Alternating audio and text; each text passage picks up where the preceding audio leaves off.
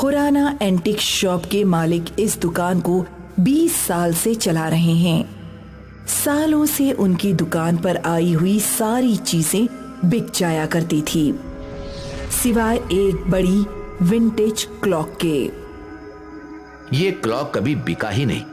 सोच रहा हूं कि इस साल इस क्लॉक को भी सेल में निकालूं। क्या पता कोई ग्राहक इस पे सेल देखकर इसे खरीद ले। अगली सेल में खुराना जी ने विंटेज घड़ी को भी सेल पर लगा दिया। कई ग्राहक आए, किसी ने रिकॉर्ड प्लेयर खरीदा तो किसी ने मूर्तियां। इन्हीं में से एक था ऋषभ। ऋषभ का ध्यान पुरानी विंटेज क्लॉक पर पड़ा। क्लॉक पे प्राइस तो 2 लाख लिखा है, पर 50% ऑफ है तो 1 लाख पड़ेगा। वैसे भी मुझे अपने नए घर के लिविंग रूम के लिए ऐसी ही तो विंटेज पीस चाहिए था। एक्सक्यूज मी अंकल जी, ये क्लॉक चलती है ना? हाँ, और आपको पता है 1890 का मॉडल है। इतना पुराना? ऐसा एंटीक पीस ढूंढने से भी नहीं मिलता। इस क्लॉक का दाम 1 लाख है ना?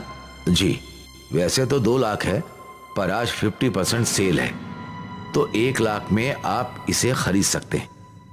ठीक है, मैं पेमेंट कर देता हूं। जी सर, और आप अपना एड्रेस भी भेज दीजिए।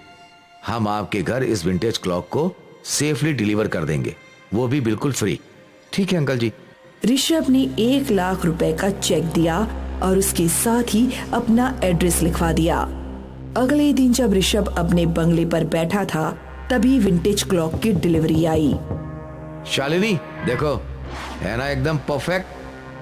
हाँ, काफी पुरानी होगी ना? 1890 की है, 132 साल पुरानी। वाओ, पर अभी भी कितनी अच्छी दिखती है, बिल्कुल नई जैसी। इसीलिए तो मुझे विंटेज चीज पसंद है। सालों साल वो उतनी ही खूबसूरत दिखती है। तभी उसका बेटा रौनक, जो महज 4 साल का था, वो विंटेज क्लॉक के पास गया। मम्मा, ये क्या है? बेटा, ये क्लॉक है, इससे टाइम पता चलता है। ओह, मुझे तो लगा ये अलमारी है। ये अलमारी जैसी दिखने वाली क्लॉक है। ऋषभ ने उस विंटेज क्लॉक को लिविंग रूम के सेंटर में रख दिया। शालिनी को भी विंटेज क्लॉक बहुत पसंद आई थी। खैर, दोनों अपने अपने कामों में बिजी हो गए। शाम हुई। शालिनी किचन में खाना बना रही थी और रौनक हमेशा की तरह हॉल में खेल रहा था। अचानक रौनक को किसी की पुकार सुनाई देने लगी। रौनक, रौनक, बेटा रौनक। रौनक यहाँ वहाँ देखने लगा, उसे कोई दिखाई नहीं दिया। रौनक, बेटा रौनक। फिर उसे वही आवाज आई। इस बार उसने देखा कि वो आवाज उस विंटेज क्लॉक से आ रही थी। रौनक विंटेज क्लॉक के पास गया। कौन है? मैं तुम्हारी दोस्त हूँ। तुम अंदर कैसे आ गई? रौनक बातें कर ही रहा था कि उसकी माँ किचन से बाहर आई। रौनक, तुम किससे बात कर रहे हो? इस क्लॉक से। अरे बुद्धू, क्लॉक से भी कोई बातें करता है क्या? मम्मी, ये क्लॉक भी मुझसे बातें करती है। कुछ भी, भला क्लॉक कैसे बातें कर सकती है? मम्मा, सच्ची क्लॉक ने मुझे आवाज दी। बेटा, ऐसा नहीं होता। क्लॉक, टेबल, चेयर ये सब बातें नहीं कर सकते। लेकिन क्लॉक ने मुझसे बात की। अच्छा, वो सब छोड़ो, तुम चलो, मैंने तुम्हारे लिए तुम्हारी फेवरेट पूरी बनाई है। शालिनी रौनक को खाना खिलाने गई।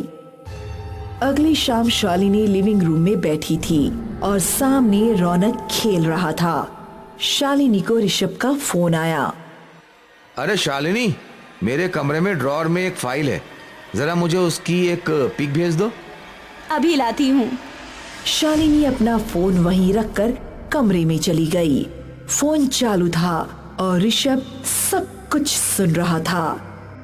रौनक, रौनक, बेटा रौनक। ऋषभ ने ये आवाज सुनी। उतने में शालिनी फाइल लेकर लौटी। मुझे फाइल मिल गई है, मैं फोटो भेजती हूँ। ठीक है, पर घर पर कौन आया है? कोई नहीं है घर पे। ऐसे कैसे हो सकता है? मैंने अभी किसी की आवाज सुनी। कोई औरत रौनक को बुला रही थी।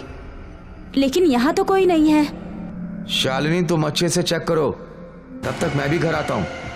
ऋषभ को शक हो गया था कि घर में कोई और घुस आया है। शालिनी ने पूरा बंगला छान मारा, लेकिन कोई नहीं था। रौनक बेटा, तुम्हें किसी ने आवाज दी? हाँ। किसने? रौनक ने विंटेज घड़ी की ओर इशारा किया। कल से यही बोल रहा हूँ कि ये क्लॉक बात करती है। ऐसा कैसे हो सकता है? तभी दूर बेल बजी और शालिनी दरवाजा खोलने चली गई और यहाँ रौनक गायब हो गया।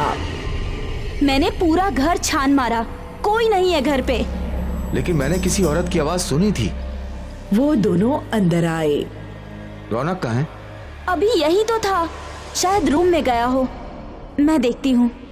मैं किचन में देखता हूँ। ऋषभ और शालिनी ने पूरा घर छान मारा, पर रौनक उन्हें कहीं नहीं मिला।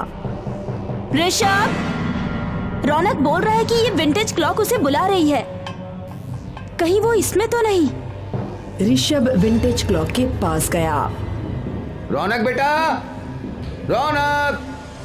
क्लॉक में से एक दबी दबी आवाज आई। पापा, मम्मा! तू इस क्लॉक के अंदर कैसे चला गया? ऋषभ ने एक औजार लिया और उससे वो विंटेज क्लॉक को तोड़ने की कोशिश करने लगा।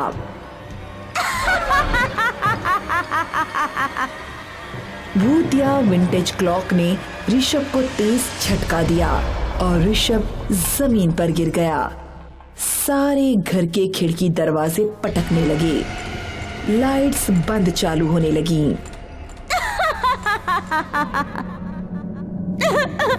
मेरे बेटे को छोड़ दो, प्लीज। तभी उनके घर के दरवाजे पे किसी ने कदम रखा। उसके कदम रखते ही सब कुछ स्थिर हो गया। वो आदमी दिखने में तो बिल्कुल आम था, पर उसके गले में रुद्राक्ष की एक माला थी। उसने ऋषभ को उठाया। मेरे बेटे को बचा लीजिए। उस आदमी ने विंटेज क्लॉक को छूने की कोशिश की तो विंटेज क्लॉक आगे सरक गई। रुक जा, तू मुझसे नहीं बच पाएगी। रुक जा, इसी में तेरी भलाई है। विंटेज क्लॉक रुक गई। उस आदमी के छूते ही विंटेज क्लॉक कांपने लगी और जैसे ही उसने अपनी आंखें बंद की, विंटेज क्लॉक फूट गई और उसके अंदर से बेहोश रौनक जमीन पर जा गिरा। रौनक! रौनक! रुको, उसे छूना मत। रौनक उठकर बैठ गया। रौनक के अंदर विंटेज क्लॉक वाला भूत था।